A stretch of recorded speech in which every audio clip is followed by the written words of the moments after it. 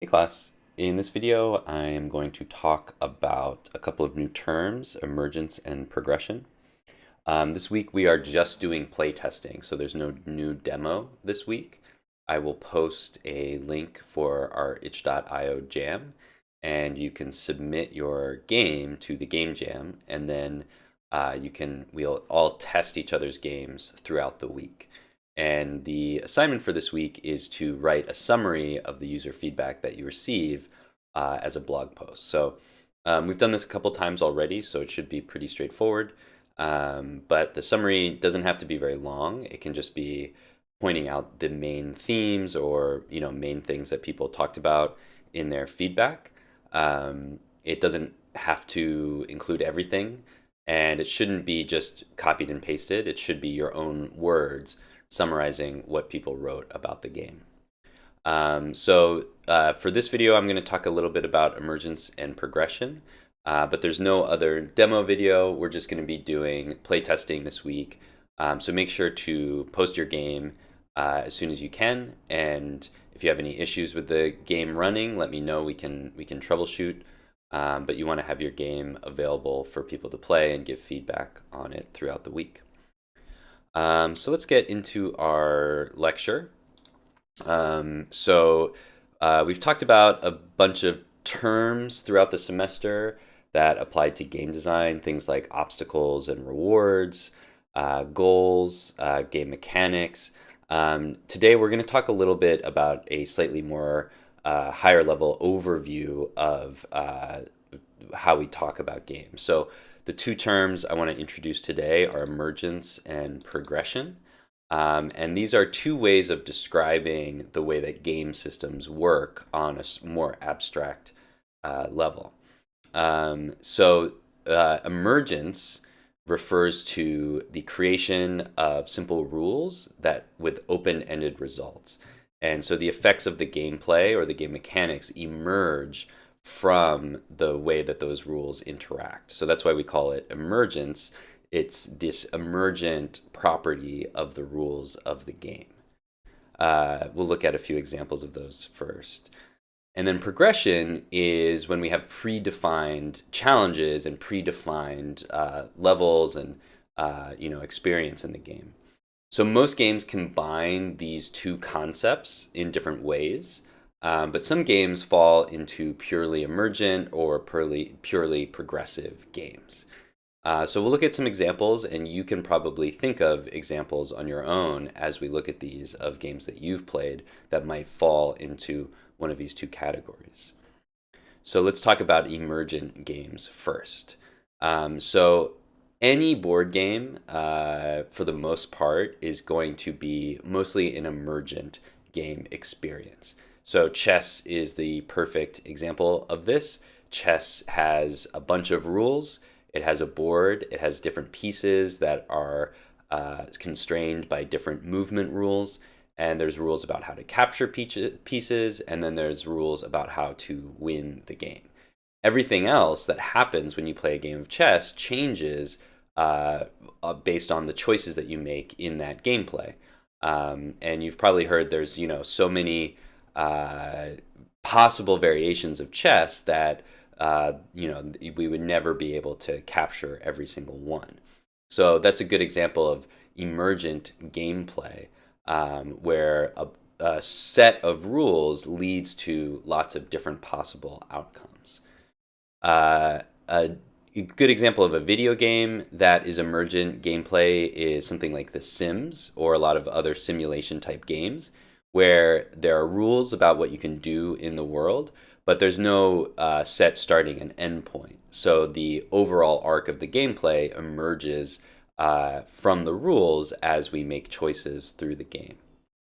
So in emergent games, we have simple rules that are combined to create complex systems. And each gameplay, each time we play the game, the outcome will be different. The choices that we make will be different, and the overall arc of the game will be different. These games are often hard to master, so it's easy to learn the rules of chess because there aren't very many, but it's hard to really get good at chess. And there's many levels of mastery when it comes to chess and games like it.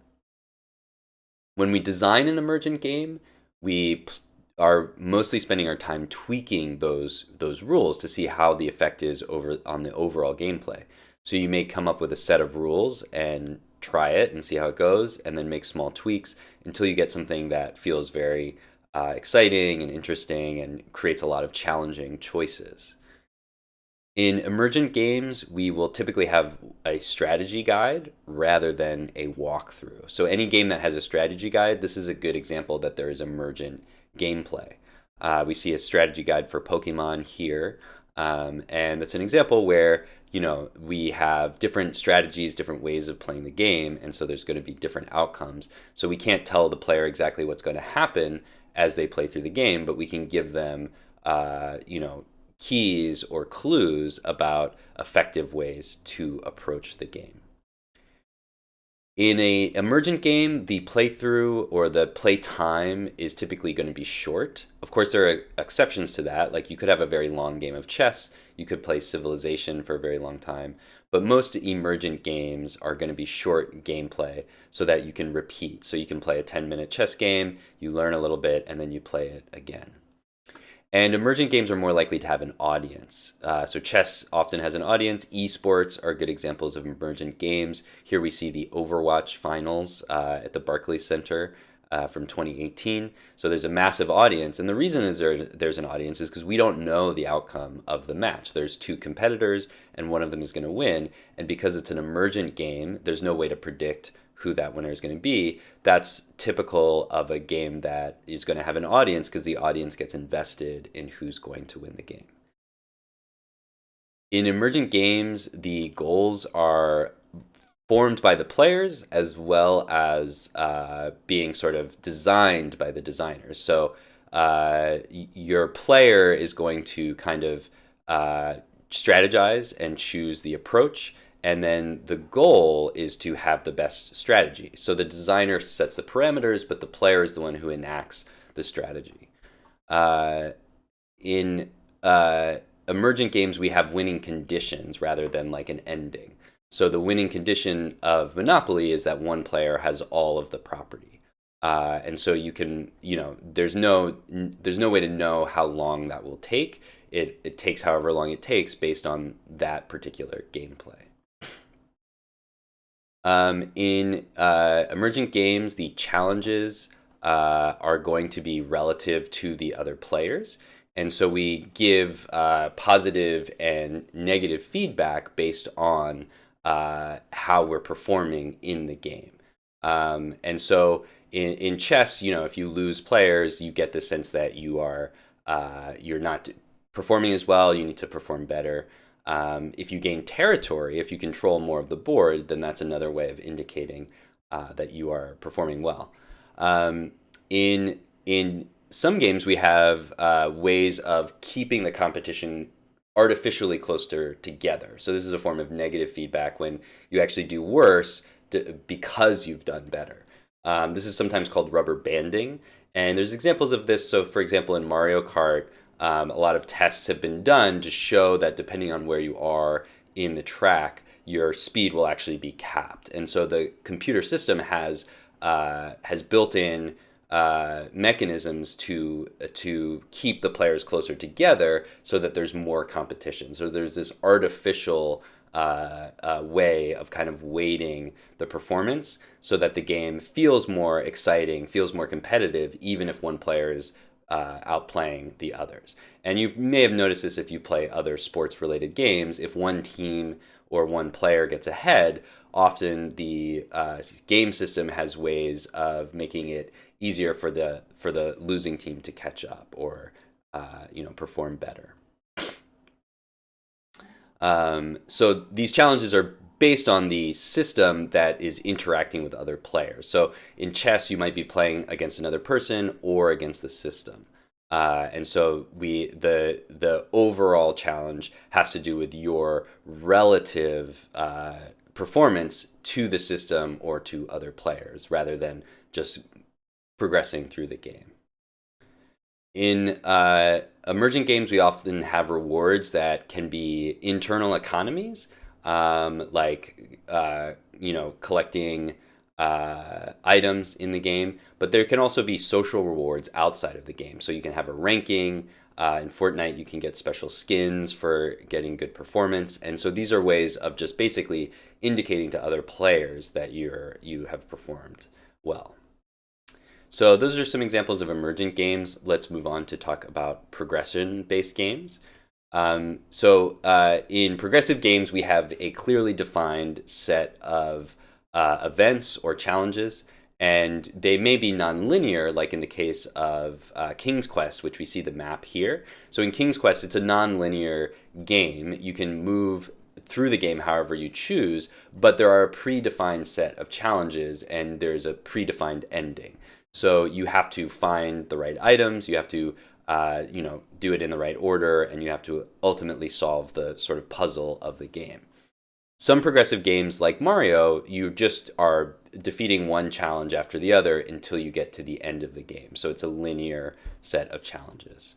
In progressive games, we have levels or stages that control the progress of the player through the game. And progressive games typically have a narrative or a fictional component. Since we're progressing through a set of challenges, that usually is aligned with some sort of narrative or story that goes along. For example, here we see Undertale, where this is a good example of an RPG style game where there's a predefined narrative and there's puzzles and challenges as we move through that narrative. Progressive games are more reliant on large teams and video game platform distribution because it requires a lot more assets. So in a game of chess, you just have a number of pieces in a board, and that can be very easily distributed in a number of different ways. For a game like Undertale, or in this example, you see Last of Us is another good example of a progressive game. There are lots of predefined levels, predefined characters, predefined narrative, and all of these assets add together, so you have a larger file size, you have a larger game, and so you need more distribution ability to have people play that game. Progressive games tend to be more single player, but they can be multiplayer, and they tend to be longer, but you only typically are going to play once. So once you make it to the end of a game like Last of Us, you may want to play it again if it's your favorite game, but for most players, they're going to be happy that they got to the end, and then they're going to move on to a new game. Typically, progressive games are easier to learn. Some progressive games have emergent systems built into them, so those can be challenging to learn. But for most progressive games, they rely on mechanics that we're familiar with, whether it's RPG mechanics or platformer mechanics or first-person shooter mechanics. They use basic mechanics, so we don't have to learn new rules. We're more focused on the style and narrative and challenges of that particular game. So as I mentioned, most games use a combination of emergence and progression. So progression can be used in emergent games to introduce the game systems. So you often have like a walkthrough at the beginning of the game or a tutorial that shows you how the different rules work and how they fit together. So that's a progressive system that shows you each part of the game mechanics, and then you can play the game having that background on the mechanics. And then in emergent game systems, sometimes there are progressive elements, like you have challenges, but then you unlock new resources, you unlock new abilities. So there's a combination of the two.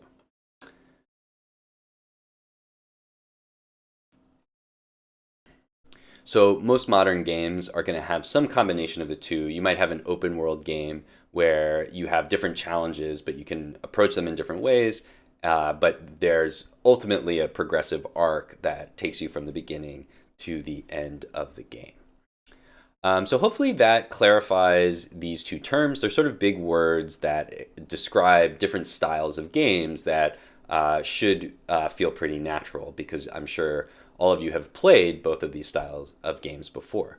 But it's good to have names for these things so that when we're talking about what type of game we want to make, we know the terminology to describe it. So that's it for this video and for our video content for this week. We're going to be doing playtesting this week. So go back to Brightspace and take a look for that link to submit your game on our itch.io jam. And then remember to test your classmates' games and to try to give good constructive feedback for your classmates to learn and be able to, work on their games in the future. All right, so that's it for this video and this week. I'll see you guys in the next one.